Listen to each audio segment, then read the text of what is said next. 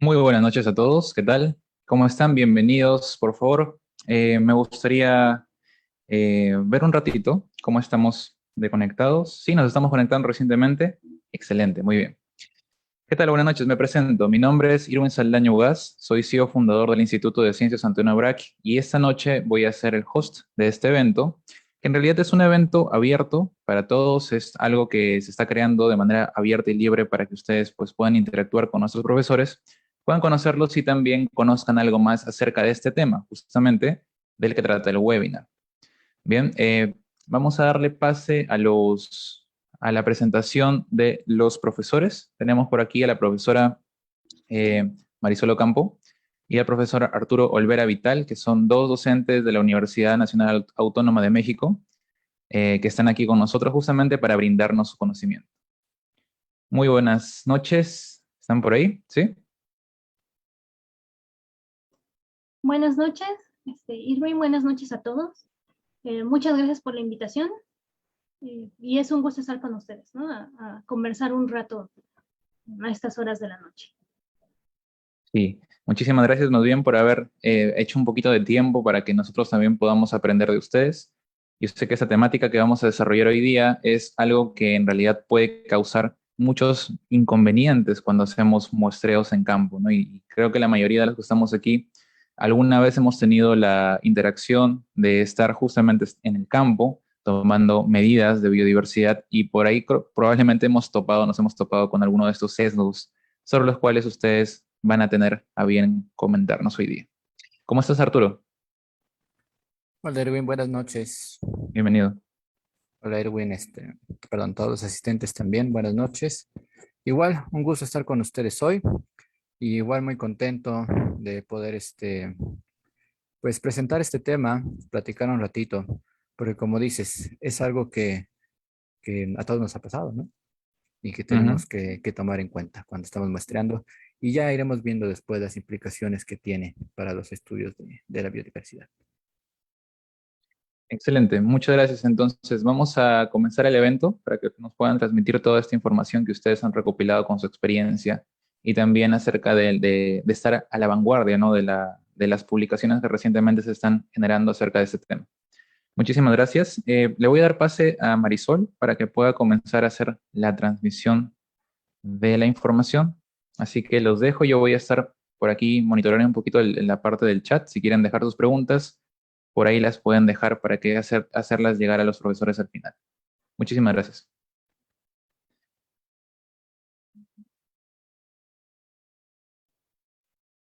Buenas tardes, entonces, buenas noches.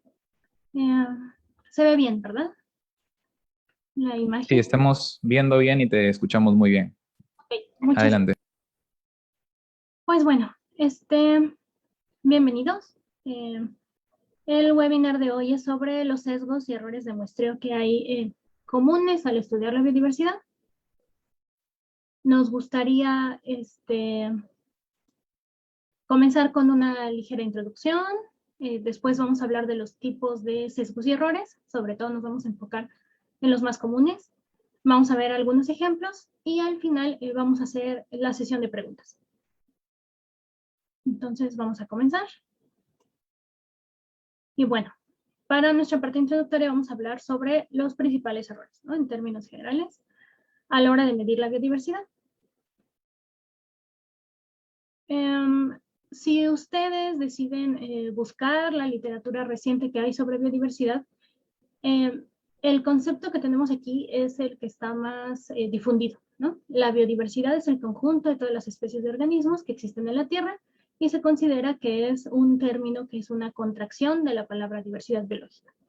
Si ustedes deciden indagar un poco más en información sobre el concepto, van a ver que en realidad, como otros conceptos que tenemos en biología en general o asociados a la biodiversidad, pues hay muchos conceptos, ¿no? Hay muchos conceptos de especie o de nicho ecológico o de área de distribución o cualquiera de ellos. Y lo que tienen en común con estos conceptos es que es muy complejo, ¿no? Nosotros que trabajamos con seres vivos, con todos los conjuntos de seres vivos que hay, sabemos que son sistemas complejos, ¿no? Y que es difícil de abordar en términos generales. Entonces, La biodiversidad es el resultado, pues, del proceso evolutivo que se manifiesta con la existencia de todas las formas de vida que encontramos en nuestro planeta, presentes y pasados, ¿no? Si entramos a la discusión con calma, si tienen una oportunidad de leer al respecto, llama la atención que suele la literatura destacar 3 características que tiene la biodiversidad, que es propiedades emergentes, ¿no? Que tiene, si podemos denominarlas de alguna manera. La primera sería es que tiene estructura, ¿no? Tiene estructura geográfica, tiene estructura vertical dentro de los ecosistemas, la forma en que se acomodan en los estratos, tiene estructura genética, estructura en cuanto a las redes de haplotipos que conforman una población. Entonces es normal que encontremos distintos acercamientos sobre la estructura, ¿no? En general de la biodiversidad. También tiene una propiedad emergente que es la taxonómica, ¿no? Esta parte taxonómica intenta sintetizar todo el proceso evolutivo que ha ocurrido desde el origen de la vida, de entender las relaciones que hay entre especies, de entender fenómenos como la extinción, como la especialización, como la radiación, ¿no? De especies o de la radiación adaptativa. Entonces, igual va a tener una serie de acercamientos complejos que tienen que conllevar el acercamiento de distintas disciplinas, ¿no? Y la tercera propiedad que es frecuente encontrar, propiedad emergente de la biodiversidad, es la funcional, ¿no? Todas estas comunidades de seres vivos tienen que interactuar entre sí y con su ambiente, ¿no? Con el medio físico, con los factores bióticos y abióticos. Y esto tiene otras implicaciones respecto a tener procesos que solo podemos obtener a través de los seres vivos, ¿no? Como la formación de suelos, la fijación de nutrientes en el suelo, las plantas atrapan el CO2 que está en la atmósfera, la polinización, ¿no? O la dispersión de semillas.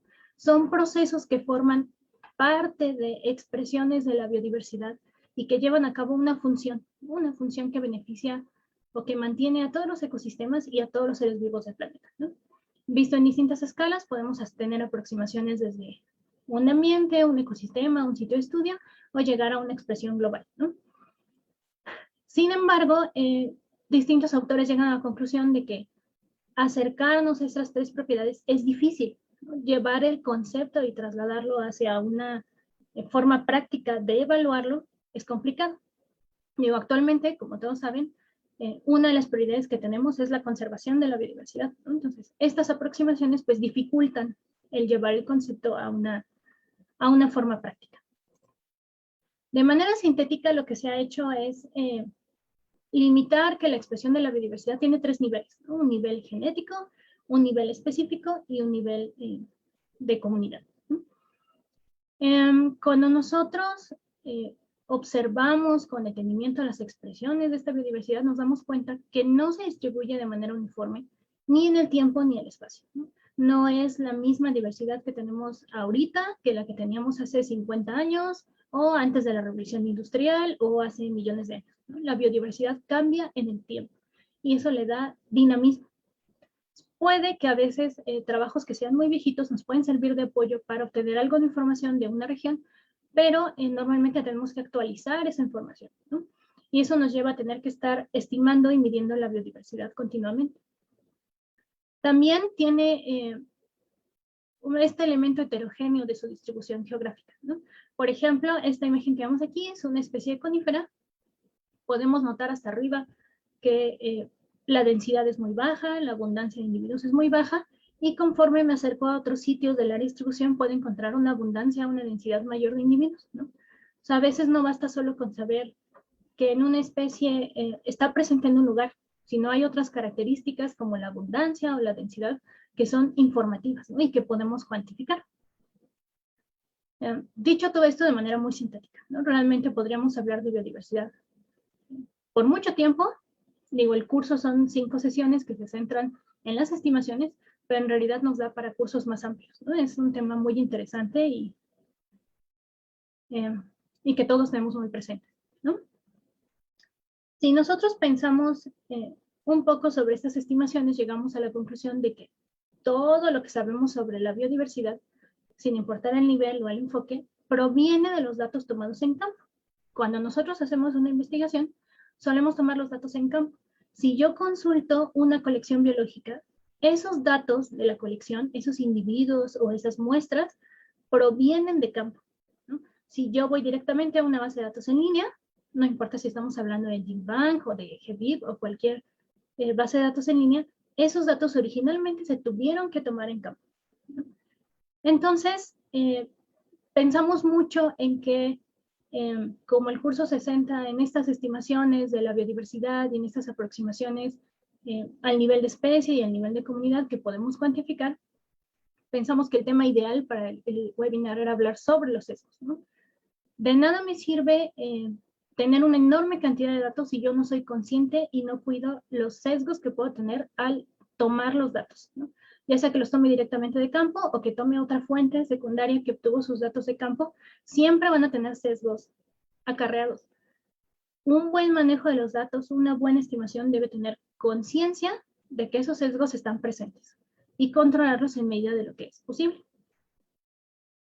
Entonces, ningún procedimiento estadístico, ningún índice como los vemos en el curso, ninguna estimación en R o ningún procedimiento multivarial o análisis multivarial que vayamos a hacer en el curso o en nuestra vida cotidiana o en nuestra vida de investigadores, va a tener validez o va a ser robusto si no tengo un muestreo apropiado de la biodiversidad y si no soy consciente de estos sesgos. Entonces, en términos generales, si ustedes entran a la literatura sobre el tema van a encontrar que todo el conocimiento que tenemos de la biodiversidad en general tiene algún tipo de sesgo. En general, el profesor Arturo y yo quisimos enfocarnos en los sesgos más dominantes, más importantes y más frecuentes que ustedes pueden encontrar, que son el sesgo metodológico, que es desde que yo tomo los datos, manejo la información, dónde tomo los datos, cuándo tomo los datos. El sesgo geográfico, que es uno de los más llamativos y que tiene muchísima literatura. El sesgo taxonómico, que está muy ligado a la nomenclatura, por ejemplo, y el sesgo temporal, ¿no? Cuándo tomo los datos. Aquí pueden ver en la imagen una pequeña idea de cómo son las muestras, ¿no? Por lo general, lo que yo espero es que si estoy trabajando con un sistema, que sea un ecosistema o en una isla o una población, el ideal para nosotros como investigadores es tomar una muestra representativa. No tiene que ser necesariamente grande, no importa si son un conjunto de muestras pequeñas, siempre y cuando tenga la representación de toda la variación de esa población. Eso nos lleva a un concepto interesante, ¿no? La variación. Todos los que hacemos investigación y que trabajamos en la biodiversidad, nos acercamos a la variación de alguna manera, ¿no? Ya sea la variación entre individuos, o la variación genética, o yo quiero saber la variación en la calidad individual de, no sé, aves, o la variación que hay en el crecimiento de plántulas, o cualquier tipo, ¿no?, de variación de categorías de edad, de lo que quieran. Todos nos acercamos a la variación, a eso nos dedicamos. Si todo fuera homogéneo en la naturaleza, no estaríamos aquí, ¿no? Por lo general intentamos tener representada esa variación en mi sistema, ¿no? Si yo estoy tratando con una población, o con una especie, o con una comunidad, intento que mis muestras sean representativas de esa comunidad, o de esa población, o de esa especie. Sin embargo, puede pasar lo que vemos aquí, ¿no? En el ejemplo de la muestra A pesar de que mi población está formada por círculos cuadrados, solamente obtuve, por cualquier razón que esté causando un sesgo, solamente cuadritos blancos, ¿no? En la opción B, cambié el método muestreo por alguna razón. Por ejemplo, creé un sesgo y tengo una muestra diferente, ¿no?, que es los circulitos negros. El ideal es obtener una muestra C, donde yo tengo representación de toda la variación. Es interesante pensar que estas muestras o estos sesgos a veces son detectables de manera estadística, ¿no? Yo puedo mapear estadísticamente mis puntos de la muestra A o de la muestra B y notar cómo es la distribución. Y esta distribución, o si tengo outliers o cualquier otra característica, me puede decir cómo es la calidad del muestreo. Pero no siempre, ¿no? Va a haber sesgos de muestreo que no se van a notar en los análisis estadísticos. Entonces, a pesar de que vamos a hablar, por ejemplo, en el curso del tratamiento de los datos, de las exploraciones de los datos y ese tipo de cosas, hay sesgos que no se van a notar, ¿no? Entonces, es importante tener conciencia de ello. Y bueno, vamos a acercarnos un poco a esta parte de hacer conciencia y vamos a hablar un poquito de ellos, ¿no? De estos principales sesgos.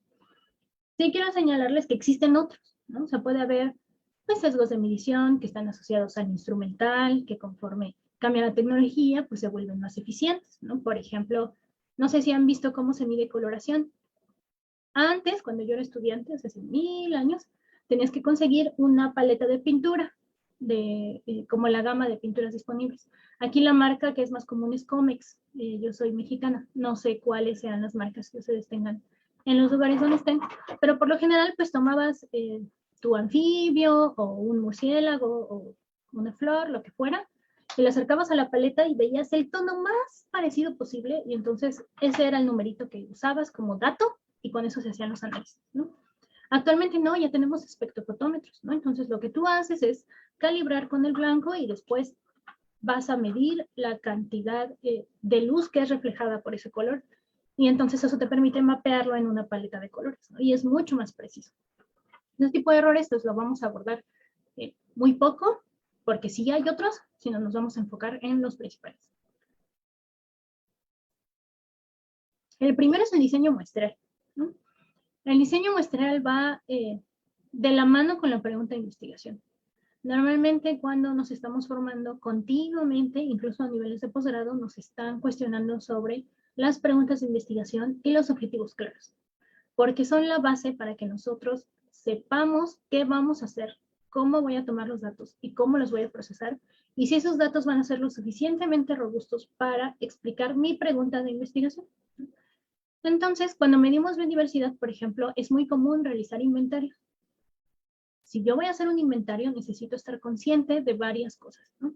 De tener claro qué es lo que quiero obtener, si solo quiero obtener la lista de especies o si me interesa además conocer cuántos individuos de cada especie hay, ¿no? Y obtener densidades o comparar las abundancias de la comunidad, detectar cuáles son raras o cuáles son muy comunes, y a lo mejor lo asocio a alguna otra característica. Pero mis objetivos siempre tienen que estar muy claros, ¿no? Mi pregunta de investigación también, y siempre tiene que ser apropiada a la escala geográfica que estoy trabajando. Cuando yo hago mi diseño muestral, siempre tengo que tener plena conciencia de cuánto extensión debe tener mi muestra cuando hablo, por ejemplo, de geografía, ¿no? De obtener los datos. Si yo quiero saber la variación geográfica, por ejemplo, de una especie, pues debo tener datos a lo largo de toda la distribución. Si yo quiero caracterizar la riqueza, comparar la diversidad entre sitios de bosque perennifolio, no sé cuál sea el equivalente en su nomenclatura de botánica, me refiero como a selva y que sea mayor a 400 milímetros, 4000 milímetros no, como 2000 milímetros al año, no sé cuál sea el equivalente, disculpen que desconozca el nombre, ¿alguien lo sabe?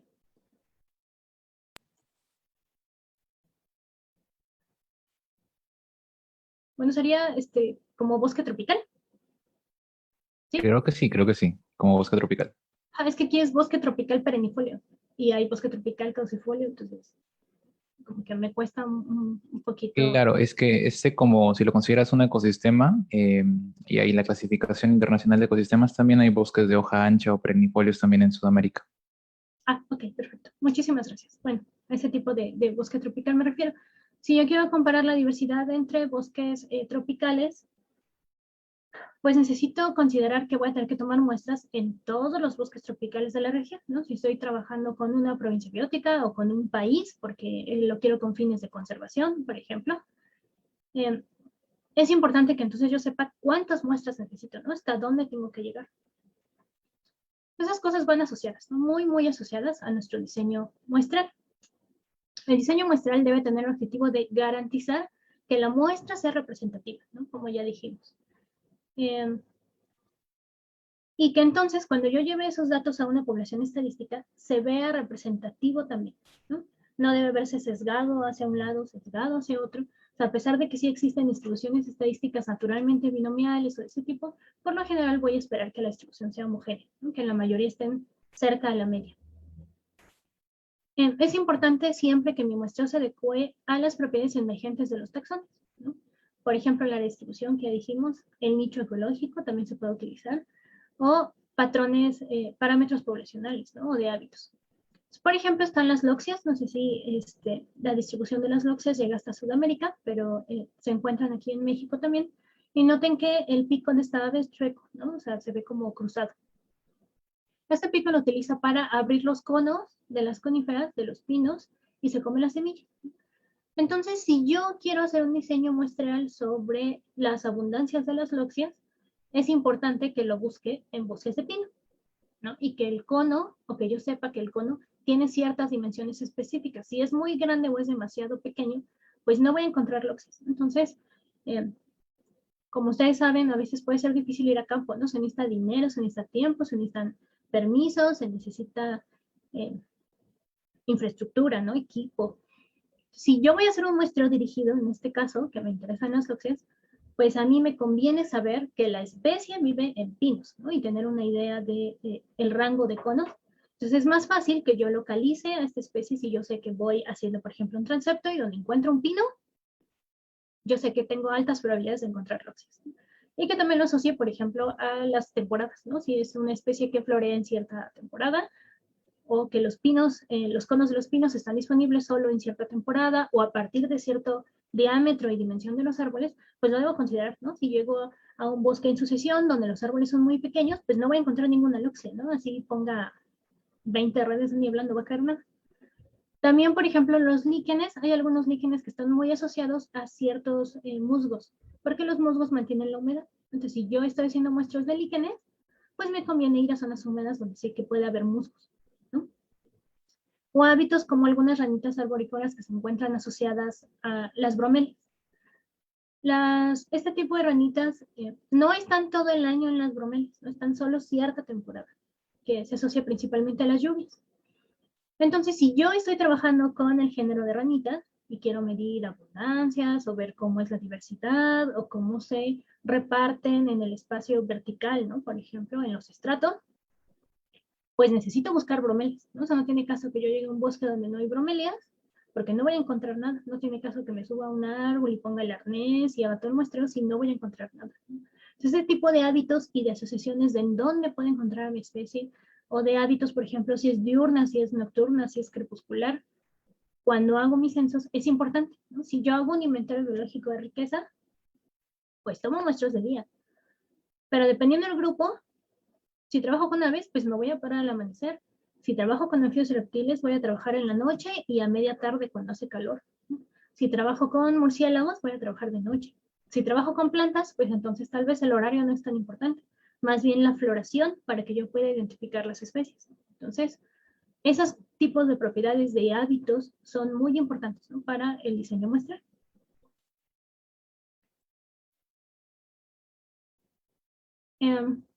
También es importante destacar que, y retomando esa idea que planteamos al principio, que los organismos y nuestras especies, las poblaciones, no se distribuyen de la misma manera en el espacio, ¿no? Existen por lo general 3 distribuciones caracterizadas principales que pueden encontrar en la literatura. Una es la distribución uniforme, que esto, por ejemplo, es muy asociado a cultivos, ¿no? Porque a veces también podemos llegar a hacer estimaciones de diversidad en los cultivos. Hay varios trabajos interesantes que ustedes pueden encontrar donde se compara la diversidad, la riqueza, la composición, la estructura de especies en cultivos, en zonas de sucesión, en zonas de efecto de borde que están junto a cultivos y luego en la vegetación madura o natural, ¿no? Entonces, no es lo mismo la distribución que yo tengo en el cultivo, por lo general, que la que puedo tener de manera interna. Si tengo especies asociadas como mis ranitas que se encuentran ligadas a ciertas especies, pueden adquirir una distribución similar a la uniforme, ¿no? Aunque no estén plantadas y sembradas en el cultivo. Eso es algo que hay que considerar. También hay distribuciones agregadas, que se encuentran muchos individuos agregados en ciertas zonas específicas o al azar, ¿no? Por lo general, la distribución natural de las especies suele ser azarosa. Sí puede haber, por ejemplo, ejemplos agregados como en plantas, ¿no? Si tengo una planta que libera semillas y estas no se dispersan mucho, muchas veces podemos ir en los bosques, por ejemplo, me dijeron bosque tropical o selva, y encontrar las plántulas creciendo alrededor del árbol madre, ¿no?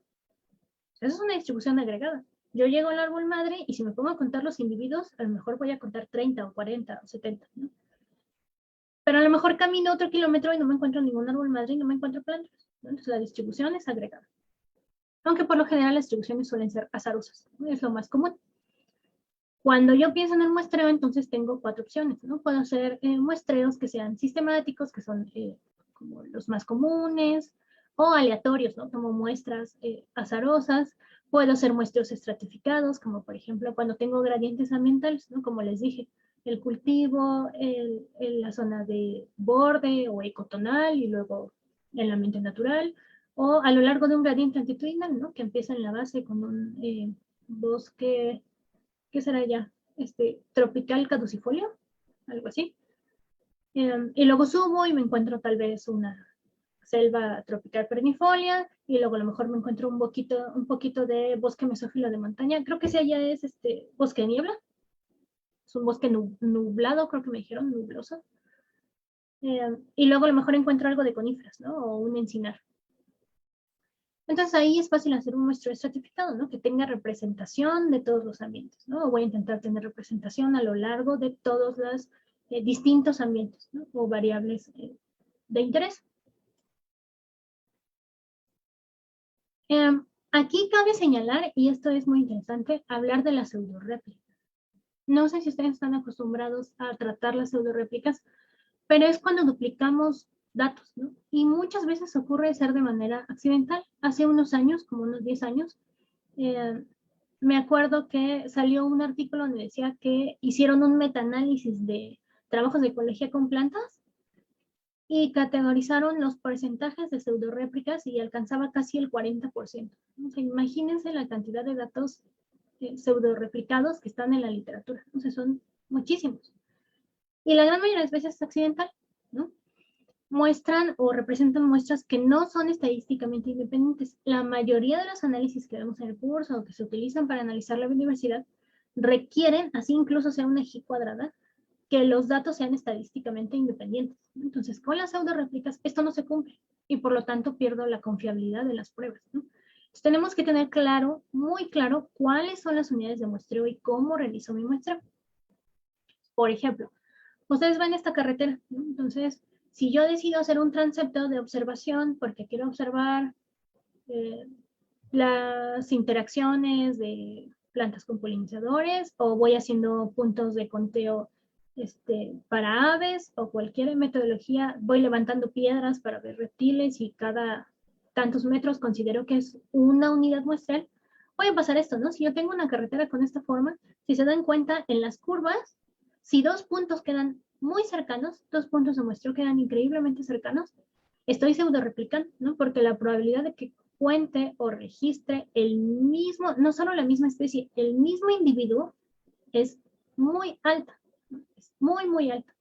Esto es una pseudo réplica muy clara, ¿no? Mi transepto debería ser, y mis puntos deberían estar separados por la distancia recomendada, ya sean 100 metros o 200 metros, o lo que se requiera, considerando distancias lineales, ¿no? O sea, no voy a considerar ese tipo de curvas porque me van a afectar directamente en la pseudo réplica, ¿no? También es muy común encontrar medidas que se toman en la misma unidad muestral, ¿no? Entonces,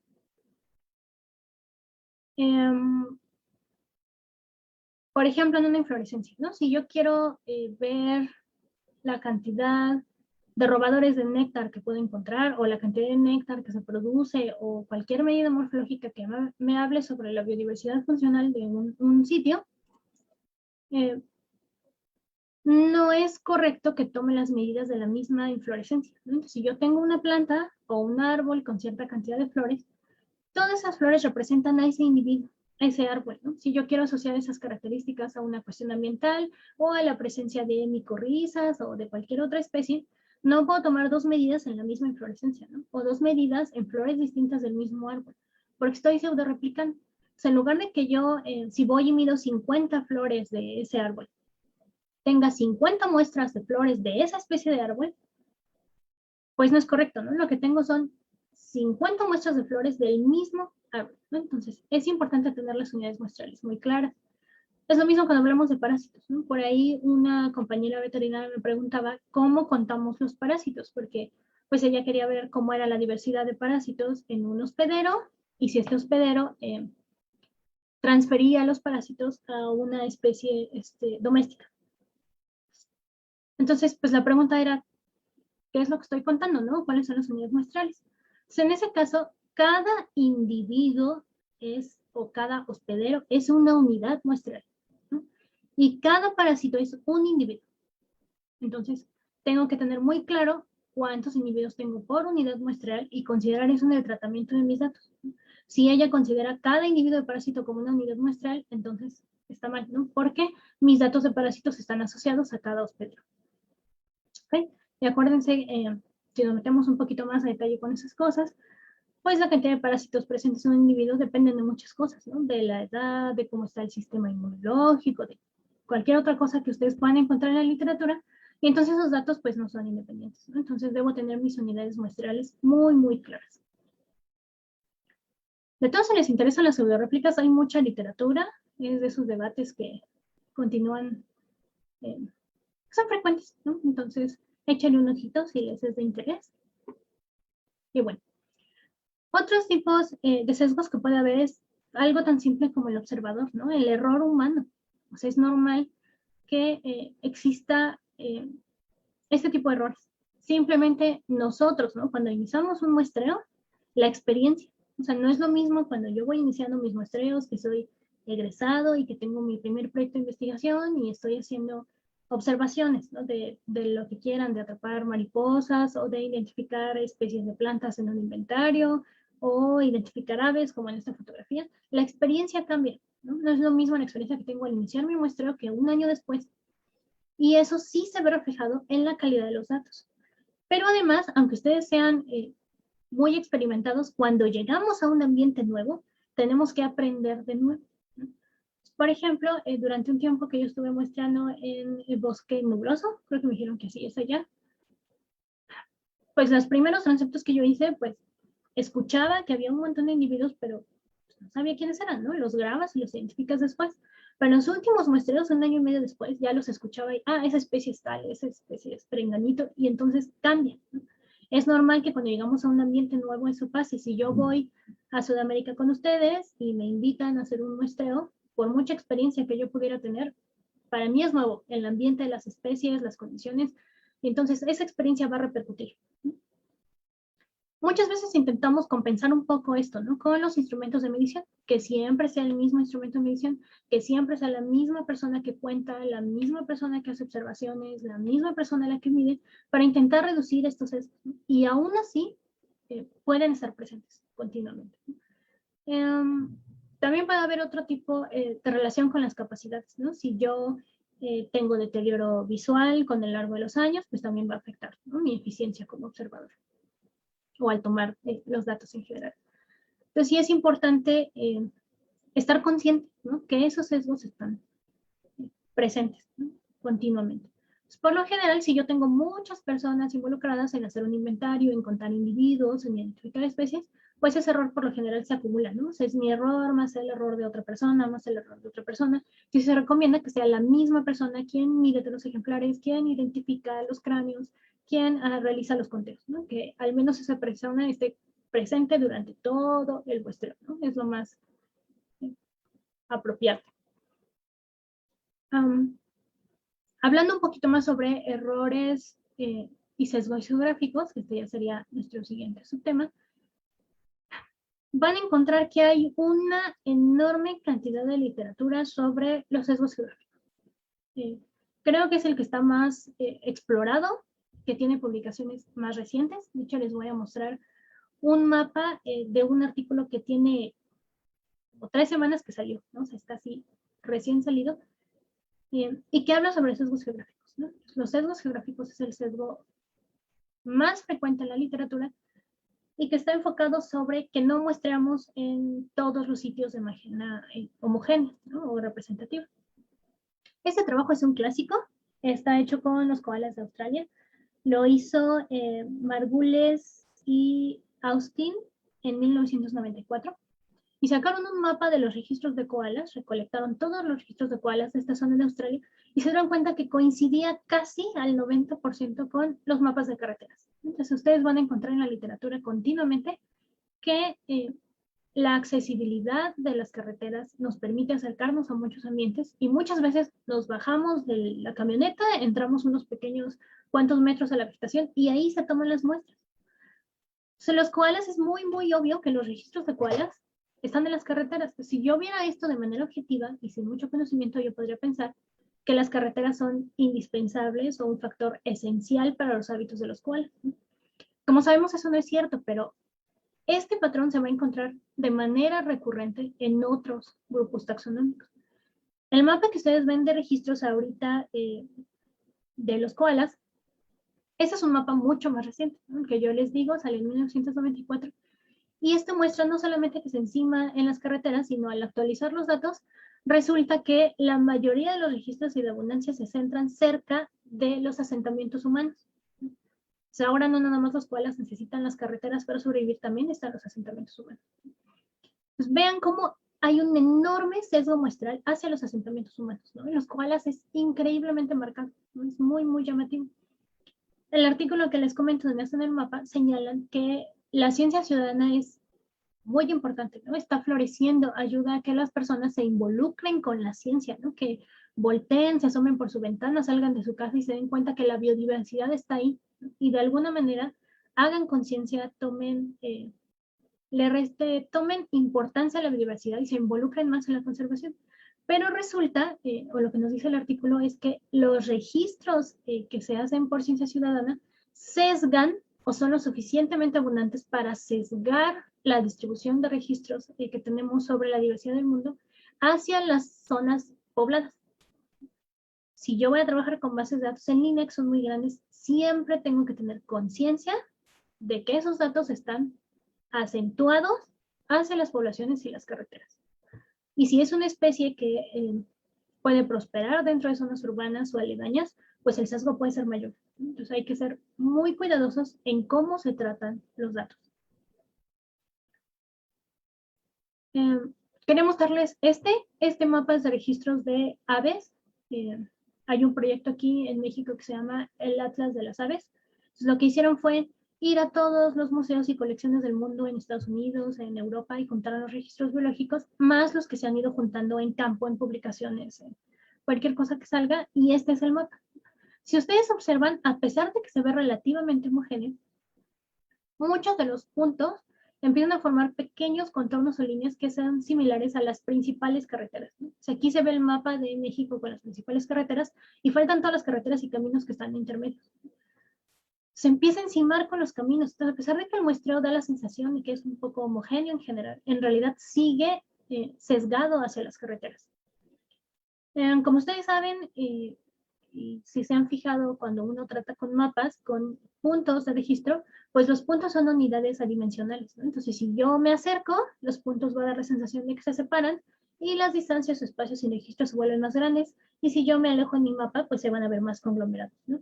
Si yo hago un zoom a este tipo de mapa, voy a encontrar que en realidad hay áreas vacías mucho más grandes, ¿no? O que la extensión es mucho mayor. Pero noten cómo la mayoría se centran en el centro, ¿no? Ahí en el centro, no sé si alcance a ver el cursor, es en donde está la Ciudad de México y los principales asentamientos urbanos de México. Y por ejemplo, en el norte casi no hay ciudades ni poblados, ¿no? Entonces se nota cómo eso se refleja en los registros biológicos. Eso está muy asociado de otra manera a la accesibilidad. No es fácil ir y muestrear en una cañada si tengo que a lo mejor hacer rappel para visitar nidos o contar especies, o si tengo que caminar 9 horas para subir una montaña, realizar un muestreo, o si hay cualquier problema de acceso, ¿no? Entonces, es más fácil llegar por las carreteras. O sea, es lo que ocurre, ¿no? Entonces, algo interesante, ¿no? Como para pensar. Y además la seguridad, ¿no? O sea, la seguridad es muy importante.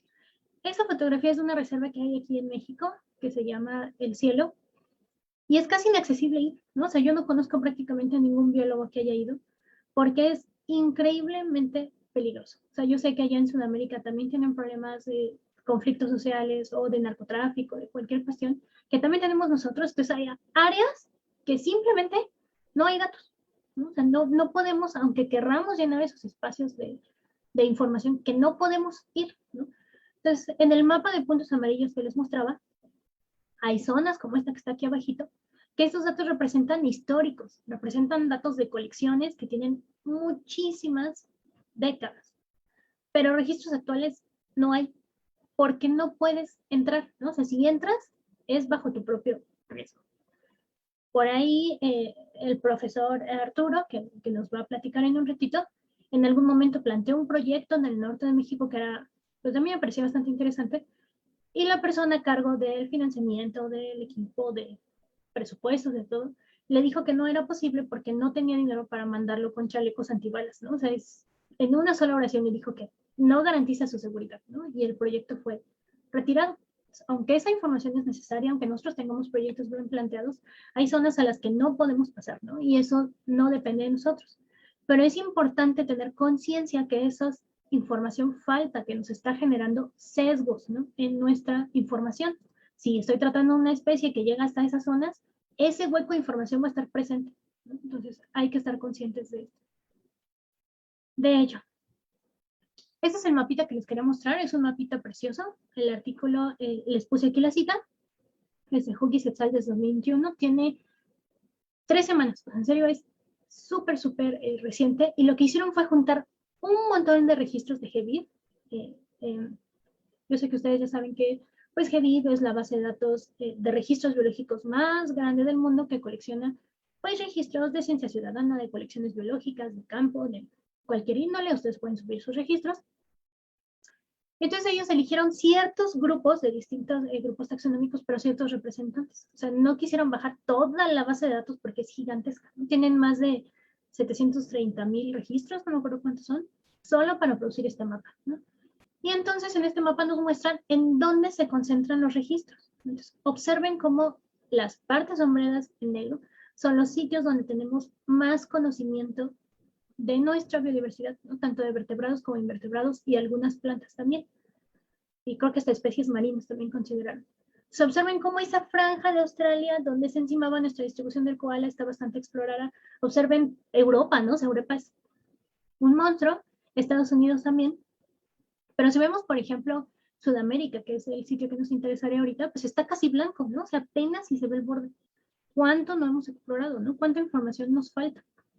Algo interesante que señala en el artículo, aparte de lo de ciencia ciudadana, si a alguien le interesa buscarlo, es que parece que estos sitios que conocemos hasta cierto punto están muy relacionados con el Producto Interno Bruto de cada país, ¿no? El dinero, la infraestructura que los países invierten en investigación, ¿no? Si son países ricos económicamente y pueden darse el lujo de pagar investigación científica, conocen sus propios países y ayudan al conocimiento de otros países, ¿no? Pero la mayoría de los países de Latinoamérica, de los trópicos, de Asia, no dedican o destinan muy poca cantidad de dinero a la investigación, y se ve reflejado en el conocimiento que tenemos de esas zonas, ¿no? No nada más es para un grupo taxonómico, aquí hay vertebrados, hay invertebrados y hay plantas, y observen cómo el sesgo es enorme, ¿no? O sea, comparen Europa o Estados Unidos con Rusia, o con Asia, o con África, o con Sudamérica, es enorme, es muy grande. Entonces, este es así, está recién salidito, ¿no? Y nos muestra los sesgos actuales, ¿no? Así, de ahorita. Entonces, es un artículo muy interesante que les recomiendo bastante, ¿no? De mi parte, yo creo que sería todo. Yo sé que a lo mejor hablo mucho, el tema me es de mucho interés.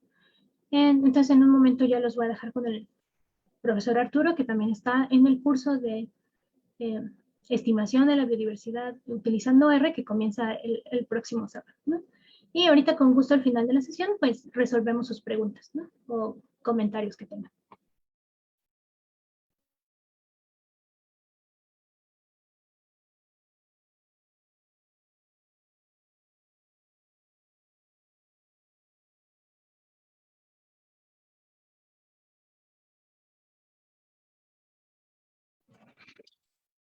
Muy bien, muchas gracias.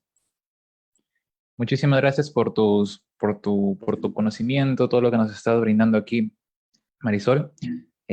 Ahora vamos a darle el pase a nuestro colega también, Arturo Olvera Vital, quien también es profesor de la Universidad Nacional Autónoma de México y nos está por comenzar a brindar la segunda parte de este webinar. Así que bienvenido, muchísimas gracias. El público es todo tuyo. Muchas gracias, Irwin, otra vez por la presentación. Bueno, pues continuamos justo donde nos quedamos. Además de los errores que ya vimos en bueno, los errores y sesgos también, en el aspecto geográfico, en el aspecto metodológico, otros errores que tenemos de forma muy común son los taxonómicos. Una vez más, retomando lo último que estaban platicando con la profesora Marisol sobre las bases de datos. Además del muestreo de campo, que es nuestra fuente primaria de información, mucha de esta información se va a almacenar en estas bases de datos. Y cuando se hacen las revisiones de la calidad de los datos, nos damos cuenta que además de los sesgos geográficos, tenemos una gran cantidad de sesgos taxonómicos. Y estos se deben a diferentes causas. Unas de ellas son más fáciles de controlar, otras simplemente las tenemos que tener conscientes al momento de realizar los análisis. La primera de estas causas son los errores de identificación. Aquí sí podemos hablar de un error más que de un sesgo, ¿no? Muchos de los registros que tenemos sobre la biodiversidad llegan a corresponder a especies mal identificadas. Y esto igual se debe a multitud de razones, ¿no? Pongamos un ejemplo muy sencillo, un ejemplo ahora sí que de la vida diaria. El cilantro y el perejil. Dos plantas que utilizan para la comida, los que como su servidor no estamos muy acostumbrados a cocinar, lastimablemente, no somos muy hábiles para identificar la diferencia entre uno y otro, porque son parecidos, ¿no? Y esto puede llegar a ocurrir, incluso puede llegar a ocurrir a nivel profesional. Sí, en efecto, el de la izquierda es el perejil, el de la derecha es el cilantro. Aun cuando tengamos la experiencia, a veces nos encontramos con registros de organismos que a lo mejor no somos los especialistas, no los conocemos tan bien. Por supuesto, como biólogos, pues hacemos de lucha, hacemos una identificación, pero puede traer un error. Y aun cuando somos expertos en el grupo, también podemos llegar a cometer varios errores de identificación. Estos se ven acentuados cuando nos enfrentamos a taxones que además tienen una dificultad propia, digamos directamente los taxones crípticos. Vamos a ver que existen varias parejas de especies que van a ser muy similares entre sí por razones evolutivas, como puede ser que tengan un mimetismo, una tendencia a parecerse a otra especie, o por cercanía taxonómica, ¿no? Porque son ¿cómo se llaman? Especies hermanas muchas veces. Por morfo nos comentan en el chat, en efecto también. Hay especies que son polimórficas y el morfo de una especie se parece al morfo de la otra y eso nos va complicando la vida, ¿no? Aquí tenemos un ejemplo también muy clásico. Tenemos la mariposa monarca, una especie con una ligera toxicidad, y la mariposa virrey, que es la que está a la derecha. Ambas son muy similares. En este caso, la similitud se debe al mimetismo. La mariposa virrey va a aprovechar tener una morfología similar a la monarca para, bueno, como con una ventaja evolutiva de que los depredadores la evitarán de la misma forma que evitan a la mariposa monarca. Eh, También ocurre con especies que son muy cercanas, especies hermanas, o que tienen una radiación evolutiva muy reciente. Cuando tenemos especies que están diferenciándose en fechas recientes, obviamente no estamos diciendo de ayer para hoy, estamos hablando de algunos cientos de miles o millones de años, dependiendo del grupo taxonómico, van a compartir muchas características, en especial características morfológicas. Aquí tenemos el caso de dos especies de aves, dos especies hermanas. Una se distribuye en el este de Estados Unidos, otra en el oeste, y que morfológicamente se parecen mucho. Sabemos que son distintas debido a que tienen diferenciación genética y que también tienen diferenciación en el canto. En ranas, en aves, el canto es un mecanismo de comunicación relacionado con la selección sexual, bueno, con la elección de pareja. y que por tanto tiende a diferenciarse rápidamente al momento de la especiación. No así la morfología. Las características visuales van a diferenciarse un poquito más lento, va a llevarles un poquito más de tiempo. Nosotros los humanos, como especies visuales, pues estamos más acostumbrados a identificar a los seres vivos de esta manera, mediante nuestro sentido de la vista, lo que nos lleva a cometer estos errores en la identificación. Y ya hablando de taxones, de taxonomía, también tenemos el problema con la nomenclatura desactualizada. Y la nomenclatura cambia constantemente para reflejar nuestro conocimiento cada vez más preciso de la historia evolutiva de los seres vivos. Sin embargo, estos cambios tan rápidos conlleva a que, bueno, como humanos tampoco podamos procesarlos de la manera a la que están ocurriendo, que simplemente se nos olvide que tal especie ya cambió de nombre, que tal especie fue movida a otra familia, a otro género. Y esto nos conlleva, al momento que lo registramos, a cometer errores de identificación o simplemente errores de nomenclatura. También tenemos el hecho de que las colecciones de datos que tenemos y las colecciones científicas son enormes y querer actualizarlas de una forma constante requiere una gran inversión de tiempo, una gran inversión de esfuerzo y como obviamente se le tiene que pagar a alguien para que lo haga, pues una gran inversión de dinero. Por fortuna, no todas las colecciones son así. Hay muchas colecciones que invierten estos recursos de forma efectiva para mantener su nomenclatura actualizada o al mínimo, o al menos para que nos den la opción de rastrear esos cambios taxonómicos.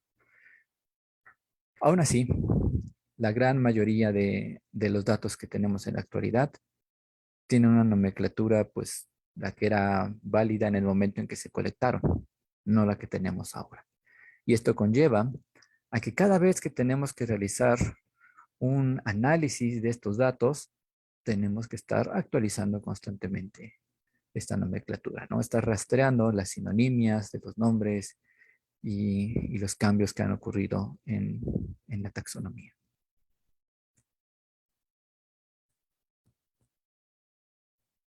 También hablábamos al principio, cuando mencionábamos los errores y sesgos relacionados al método de muestreo, en que tenemos que conocer nuestros taxones, sus características, sus propiedades emergentes, porque van a afectar, bueno, tenemos que adecuar los métodos para muestrarlos de la manera más efectiva. Una de esas características que a veces podemos pasar por alto es la variación que hay en la detectabilidad de las especies. Es decir, si yo estoy haciendo un muestreo, puede ser, digamos, de aves, no todas las especies de aves son igual de detectables. ¿Cuáles son las más fáciles de detectar? Las más comunes y las que son más activas, menos inconspicuas, las que son menos tímidas. Por el contrario, especies que son raras, especies que, que son muy tímidas, que difícilmente, que tienden a esconderse, o especies cuyos hábitos simplemente dificultan el acceso para los seres humanos, pues los vamos a registrar con una menor frecuencia. Y esto, por supuesto, tiende a sesgar nuestros datos. Esto es algo bastante conocido en realidad, aunque a veces no lo consideramos en el muestreo, pero se ve muy reflejado en este ejemplo que tenemos, una curva de rango abundancia, en el que justamente ordenamos las especies de un conjunto de datos, de una muestra, de la que tiene una mayor a la que tiene una menor abundancia. Y siempre se ve este patrón, siempre se observa este patrón, en el que tenemos muy pocas especies que son muy abundantes, que son las que llamamos dominantes, y muchas especies que son raras. Ahora vamos a mezclar ambas ideas. Si naturalmente tenemos este patrón en la biodiversidad, en el que hay poquitas especies comunes y muchas especies raras, y ahora sabemos además que las especies raras tienen un sesgo en el muestreo, son menos muestreadas, entonces significa que estamos muestreando poco la mayor cantidad de especies que hay en el mundo. O sea, lo que hablábamos también en las gráficas, en los mapas de distribución del muestreo. También de forma taxonómica, nuestro muestreo está terriblemente sesgado hacia las especies más comunes y a las de más fácil detectabilidad.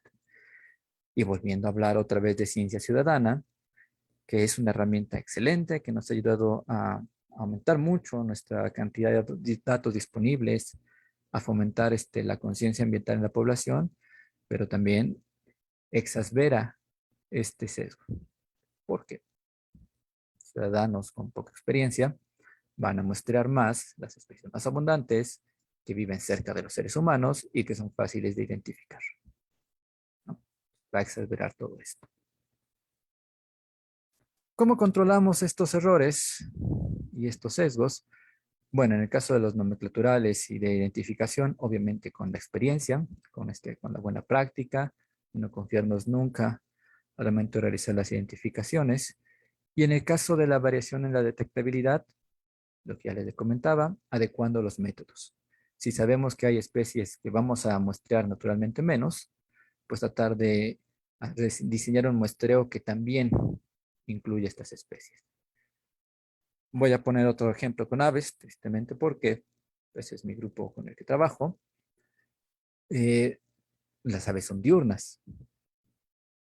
Muestreamos de día, muestreamos tempranito, pero también hay algunas especies nocturnas, búhos, otacabras, tapacaminos, que si no las consideramos al momento de diseñar nuestro muestreo, las vamos a estar dejando fuera y vamos a estar sesgando nuestra información.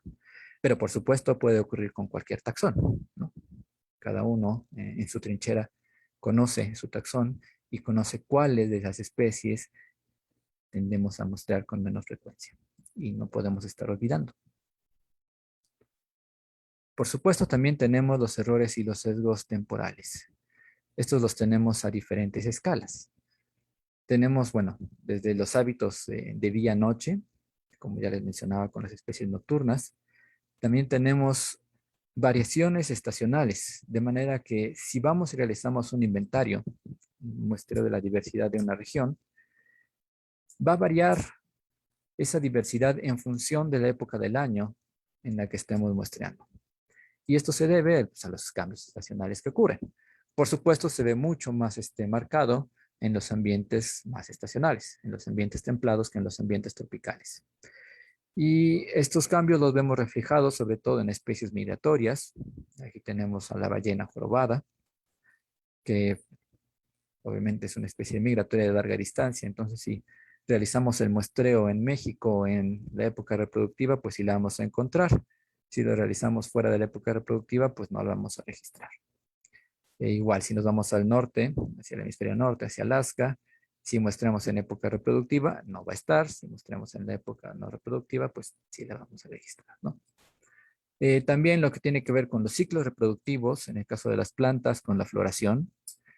Y no porque no esté ahí la planta, sino porque es mucho más sencillo identificarlas cuando tienen flores que cuando no las tienen. Es más, también hay taxones muy similares, difíciles de reconocer y que necesitamos esta característica de la flor para poder identificarla, ¿no? Y bueno, también puede afectar en otras especies, también en animales, no solo en plantas. Por ejemplo, en las cícadas, que son, pasan toda su etapa de juvenil bajo tierra y solo emergen en la época reproductiva, que es cuando más fácil las vamos a registrar en los inventarios.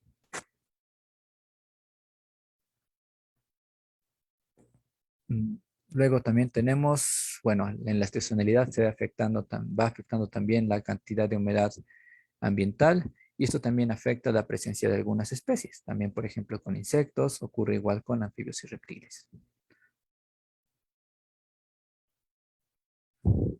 Ahora, si nos vamos más a largo plazo, vamos a darnos cuenta que la biodiversidad también puede cambiar en el tiempo, pero también podemos tener sesgos relacionados con los cambios que ocurren en la sociedad y en el desarrollo de la tecnología. Resulta que los datos más viejos que encontramos en bases de datos pueden haber sido colectados con métodos que actualmente ya no están vigentes o que han sido reemplazados por métodos más eficientes. Por tanto, vamos a tener sesgos. Aquí tengo dos ejemplos sencillos. Pensemos en el impacto que ha tenido el desarrollo de la bioacústica a la hora de detectar especies, tanto especies terrestres como acuáticas. Actualmente contamos con hidrófonos accesibles para investigadores que nos permite identificar especies marinas a largas distancias, sin tener que estar esperando a que el mamífero marino, el delfín, la ballena, asome y podamos observarlo, ¿no? Entonces, esto ha aumentado la cantidad de registros que tenemos y por tanto crea un sesgo temporal hacia los datos viejos. Algo similar ocurre con el desarrollo de los telémetros que nos permiten medir distancias y utilizamos en el muestreo de aves. Actualmente el muestreo con distancias nos permite calcular la función de detectabilidad de cada especie en cada muestreo, en un muestreo en particular.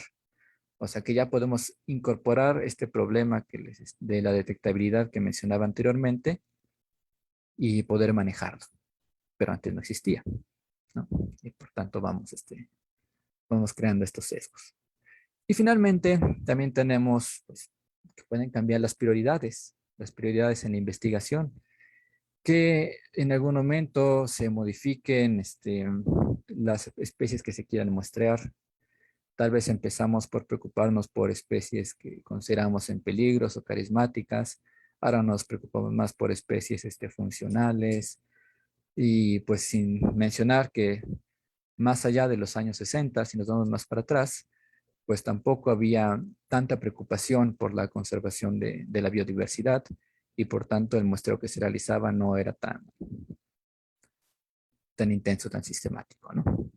Todo esto va cambiando. Y cuando llegamos a explorar también los cambios que ocurren en la biodiversidad a través del tiempo, es decir, si yo quiero tratar con muestras independientes los registros que tengo en una fecha reciente con respecto a una fecha anterior, vamos a darnos cuenta que en realidad, si lo pensamos bien, no son tan independientes, sobre todo si pertenecen al mismo sitio y sobre todo si son cercanos en el tiempo. Vi un comentario hace ratito similar en el que decía que, bueno, realmente todo parece ser pseudo réplicas, ¿no? Porque todo está relacionado ecológicamente, evolutivamente, temporalmente. Y es cierto, hay un cierto grado de relación, ¿no? Pero a pesar de eso, hay un nivel de independencia que podemos garantizar con buenas prácticas de muestreo y otro que simplemente tenemos que considerar al momento de realizar los análisis. Y cuando hablamos de análisis temporales, pues es recomendable utilizar algún método que no requiera de independencia entre los datos, sobre todo cuando son datos muy cercanos en el tiempo. Y bueno, creo que vamos llegando al final, ya me tocó un pedacito más cortito, pero vamos a resumir un poquito todo lo que platicamos. Estos errores y sesgos existen en los datos que tenemos y tenemos que ser conscientes de ellos al momento de analizar la información actual, pero sobre todo tenemos que ser conscientes de ellos cuando vamos a diseñar nuestros métodos de muestreo, ¿no? Para ello tenemos que conocer bien las propiedades de nuestros taxones objetivo. Como aquí estamos hablando de un muestreo de la biodiversidad, normalmente no muestreamos toda la biodiversidad de una región, nos enfocamos en ciertos grupos taxonómicos, que el muestreo de plantas, que el muestreo de los líquenes, que el de los peces, que el de las aves. Entonces tenemos que mínimo conocer bien ese taxón, sus propiedades, sus especies raras, sus características, su distribución geográfica, su distribución espacial y demás. Tenemos que reconocer cuáles son los principales sesgos y errores que podemos llegar a cometer para adecuar nuestro muestreo. Bueno, es lo que sigue, adecuar entonces los métodos de muestreo a las propiedades de los taxones. Y finalmente, realizar un muestreo amplio en lo geográfico, lo taxonómico y lo temporal, para no dejar fuera a ninguna de estas especies que por sus características podemos estar ignorando a veces.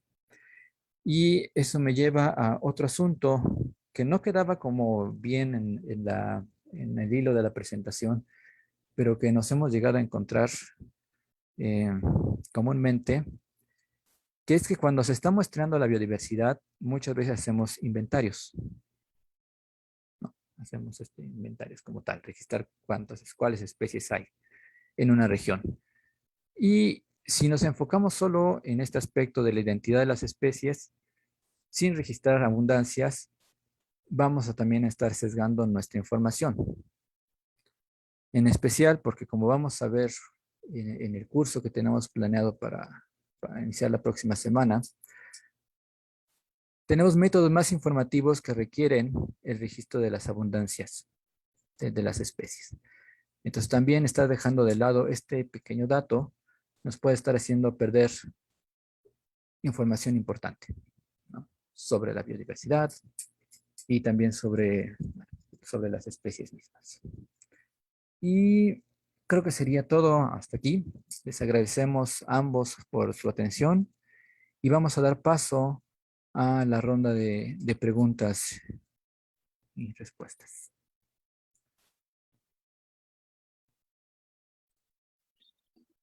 Muchísimas gracias. Ha estado súper interesante la ponencia. Me ha gustado cómo han logrado tomar todas estas temáticas asociadas a los sesgos de muestreo, pues y presentárnoslas de una manera que pues tenga una lógica y una secuencia sobre lo que normalmente hacemos en campo, ¿no? Así que agradecido. Creo que hablo por todos los presentes aquí, que ha sido muy bonito y muy buena la información que nos han compartido. Así que muchas gracias por ello. A los dos, ¿sí? Nada más que a partir de ahorita les voy a pedir si es que tienen preguntas y nos quieren dejar algo por el chat, ya sea por el chat de Facebook o por el chat de Zoom, por favor les vayan escribiendo. Ya tenemos un par, así que voy a ir hablándoles sobre ello, a ver si es que tanto Marisol o Arturo nos pueden dar su opinión sobre ello. La primera pregunta proviene de Kelly Chávez Valdivia y nos menciona si las especies nocturnas que no son muestreadas con mayor esfuerzo son sobre todo en inventariados de EIAs, nos dice, ¿no? ¿Cómo corregir o evitar estos sesgos de todas las tasas? Me dice. Creo que se refiere a las taxas, ¿no? Porque coloca ahí desde hidrología hasta entomología. Entonces menciona que cómo hacer para poder reducir el sesgo de muestreo para las especies nocturnas, que no solamente sean especies sino, de aves, sino en general. Okay, sigo con el micrófono abierto, disculpen. Muy bien. La segunda parte de la pregunta que dice, ¿cómo evitar estos sesgos? Eso es muy sencillo. Una vez que somos conscientes, que los conocemos, simplemente tenemos que diseñar nuestro muestreo para incluir también a estos taxas, ¿no? A las especies que tienen estos hábitos nocturnos. Además de las aves, otro buen ejemplo son las mariposas. Tenemos un sesgo muy fuerte hacia mariposas diurnas cuando hay una mayor diversidad de especies nocturnas, ¿no? Entonces, ¿qué es lo que tenemos que hacer? Pues cambiar un poquito las prioridades de estudio, diseñar estos muestreos para incluirlas, ser conscientes cada uno en nuestro grupo de estudio cuáles son las especies nocturnas. ¿Cómo corregimos los datos ya existentes? Esa parte es más complicada, porque no siempre, no es que podamos remediarlo, no podemos remostrar eso, ¿no? Obviamente. Lo que tenemos que hacer es controlar estos sesgos. Y la manera más sencilla que se viene ocurriendo ahorita es obviamente cuando estamos haciendo las comparaciones, pues o lo limitamos solo a las diurnas o las analizamos por separado, ¿no? Lo que se tiene de nocturnas de lo que se tiene de diurnas. Y, ¿qué más? ¿Qué otra pregunta tenemos? Muy bien, muchísimas gracias. A ver, tenemos aquí también de parte de nuestra misma participante, Kelly Chávez. Nos menciona qué daños han causado los datos de sesgos en identificación de subespecies nuevas y sobre especies indeterminadas actualmente. El daño es muy grave en realidad, dependiendo igual del grupo de estudio. Podemos estar, ¿cómo se dice?, subestimando la diversidad que existe, ¿no? Y esto también va relacionado con los cambios en las corrientes de clasificación. Conforme incorporamos cada vez más y más información evolutiva, información genética, nos damos cuenta que especies que antes considerábamos como una sola especie grande con muchos morfos, en realidad pueden ser linajes evolutivos independientes. Y cuando se diseñan las políticas de conservación, pues obviamente no todo el mundo es experto en estas cuestiones. Simplemente tomamos la taxonomía que hay en determinado momento y en esa nos basamos. O sea, al dejar de lado a estos linajes que representan historias evolutivas propias y tienen características propias y son igualmente valiosas, pues podríamos llegar a perderlas. Yo creo que ese sería el daño más grave de todos, ¿no? Primero la subestimación de las especies y después el peligro de perder, dejar sin protección a estos linajes que no habían sido reconocidos. Totalmente de acuerdo en temas de conservación. Cuando hablamos de especies crípticas, pues al final son las que salen perdiendo, ¿no? Cuando uno ya logra tener todas las, digamos, las herramientas o la información que nos permita separar las especies, puede ser que ya sea muy tarde para estas. Así que es mucho de cuidado.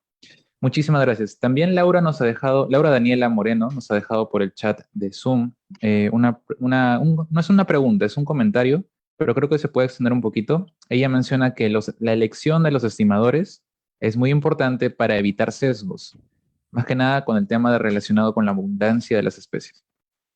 ¿Estamos por ahí entonces así? ¿Qué nos Sí, en puedes decir? efecto, es cierto. Y aquí pues justamente es algo que vamos a estar viendo con un poquito más de detalle en el curso que vamos a empezar la próxima semana.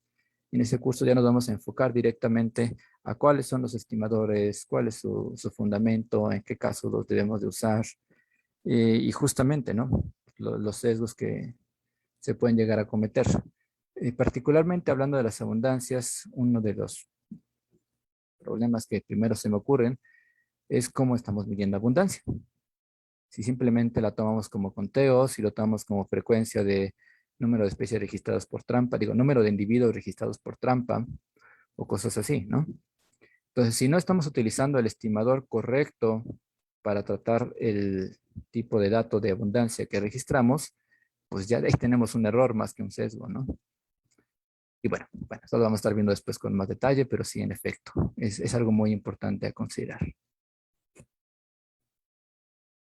Excelente, excelente. Muchas gracias. Tenemos una última pregunta también de nuestra participante Kelly Rodelo, perdón. Nos menciona, no logré comprender lo que quiso explicar acerca de que siempre hacemos inventarios de biodiversidad para conocerla. ¿Quiere decir que hay otra forma que no sea registrando una especie? ¿Y cuántas hay? Nos menciona. Ok, me refiero nuevamente cuando hacemos un inventario, pues es un muestreo sistemático para conocer la identidad de las especies que hay en una región, ¿no? Pero tenemos otras maneras de obtener información sobre la biodiversidad. Por poner un ejemplo que ya mencionamos varias veces, tenemos la ciencia ciudadana. No son datos de inventarios sistemáticos, son datos que están tomando de una forma más o menos casual, pero que aportan esta información.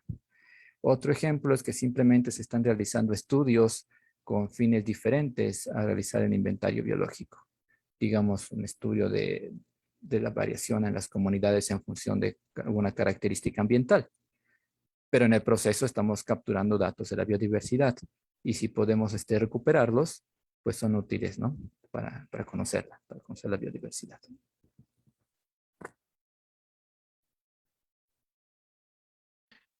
Muy bien. Yo quiero Excelente. agregar Entonces, algo. sí, adelante, por favor. Gracias. También es importante señalar que el inventario es el inicio, ¿no? Nuestros primeros acercamientos sobre la biodiversidad es saber cuál es la identidad de las especies. Pues como vamos a ver, por ejemplo, en el curso, que nos acercamos al enfoque de la biodiversidad y luego tenemos un módulo sobre la riqueza, que básicamente son los números de especies, las identidades, y luego damos un salto, ¿no? A ver otros parámetros, como las abundancias. Entonces, al hablar en general que todos hacemos inventarios, es lo más común que cualquier investigación o acercamiento sobre la biodiversidad, empecemos simplemente con eso, ¿no? Ver qué especies están presentes, hacer una lista. Entonces, también ese sentido es algo esencial, que sin importar si hablamos de algo de consultoría o con un enfoque ecológico, con un enfoque de conservación, tendemos a hacer, ¿no? Y que tiene que estar bien hecho. Gracias. Y es muy cierto lo que comentas. Así que básicamente si queremos evitar ese tipo de problemas, como ya lo hemos aprendido con los profesores, tenemos que definir muy bien nuestro muestreo y a la vez también escoger muy bien la forma en la cual vamos a analizar los datos. Y esto implica conocer tanto la parte teórica como también cómo aplicarlos, con qué programa hacerlo. Y esto es de lo que también les han estado comentando los profesores a lo largo de la ponencia, a quienes les agradezco también por su tiempo y por habernos brindado la información aquí.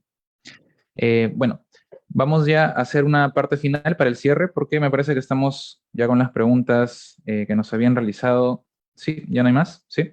Entonces, si me permites, por favor, compartir la pantalla.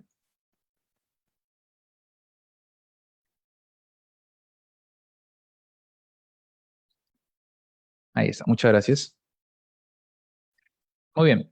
Entonces, ya para darle el cierre y para brindarle la información que nos estaban solicitando también, les hemos dejado en este momento por el chat el link de esta página que estamos observando, que es el Instituto de Ciencias Antonio Brac y la página específicamente del curso de análisis de biodiversidad con R, que es el curso que nos van a estar brindando nuestros profesores y amigos y colegas, tanto a partir del día 25 de septiembre por 5 sábados. Son 5 semanas en las cuales se va a tomar cada uno de estos puntos que hemos por ahí conversado, pero detallados hacia la parte del análisis de datos. ¿Sí? El curso está básicamente centrado en eso, tiene un total de 20 horas cronológicas de clase, de tal manera que son 4 horas de clase por sábado, y el certificado que se brinda al final es un certificado por 30 horas académicas. Ustedes pueden visitar la página web y pueden ver todos los detalles del mismo curso, y yo solamente les voy a detallar algo muy pequeño acá, muy breve, que está dividido en 3 módulos. El primer módulo es para que aprendan a utilizar el lenguaje de programación de R, manejan R y RStudio, a nivel básico, obviamente, porque R es inmenso para poderlo tratar en una semana. Si ustedes ya tienen conocimiento del lenguaje de programación, perfecto. Si no tienen conocimientos, aquí van a aprender con los profesores, que también manejan bastante bien R. Los otros 2 módulos sí están divididos para la parte de biodiversidad. Cada uno de los módulos 2 y 3 tiene 2 semanas de duración, sobre los cuales se va a trabajar la parte de biodiversidad sobre índices, cálculo de índices, a nivel de riqueza y a nivel de diversidad, a nivel ecológico, por así decirlo. La ecología se podría dividir en esa parte en la diversidad alfa y la diversidad beta. Hay un módulo final donde también se trabaja sobre las técnicas de ordenamiento, así que esto es sumamente vital para muchos estudios que trabajamos con biodiversidad y también para poder hacerlos, digamos, en algún monitoreo que también puede ser que nos puedan pedir, ¿no? por algún trabajo. Ustedes van a encontrar una galería gráfica que ustedes pueden ver todo el tipo de los tipos de gráficos que podemos generar directamente con R, porque R es una de las mejores herramientas para poder hacer graficación estadística. Así que quedan invitados, bienvenidos todos los que deseen participar en el curso. Nada más me queda extenderles el agradecimiento a ustedes dos, tanto la candidata doctora bióloga Marisol Ocampo Sandoval y al magíster biólogo Arturo Olvera Vital, biólogos, colegas de México. Muchísimas gracias por haber estado aquí con nosotros. Pues bueno, muchas gracias. Muchas gracias por la invitación. Es un gusto estar aquí conversando de estos temas tan interesantes. Y ojalá les resulte de interés, les haya gustado, les sirva. Entonces, muchas gracias por la invitación. Muchísimas gracias a todos. Arturo. Igual, muchas gracias, Irwin, por la invitación. Muchas gracias a nuestro público por habernos escuchado un rato y también espero que les haya resultado de interés y de utilidad. Muy bien.